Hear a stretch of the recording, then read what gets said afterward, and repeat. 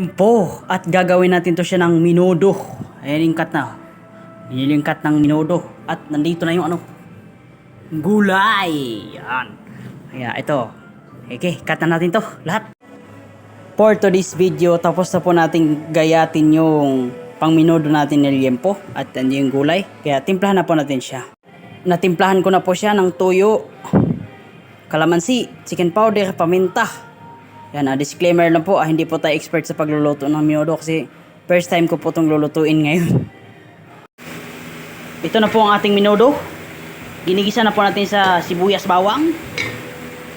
Ang kasunod niyan ay pakatasin po muna natin. Malapit na pong maluto ang ating minudo. At ang kulang na lang dyan ay green peas tapos bell pepper. Yun na lang po. Yan, maluluto na po yan. Ang final na recipe. Nilagay na po ang green peas. Luto na po siya. Nakalagay na po yung mga kulang nito. Ang kulang nito kasi kanina ay green peas tapos bell pepper. So ayun na po. Salamat po sa inyong pagsubaybay na aking mga video. Salamat po. Abangan nyo po ang mga susunod.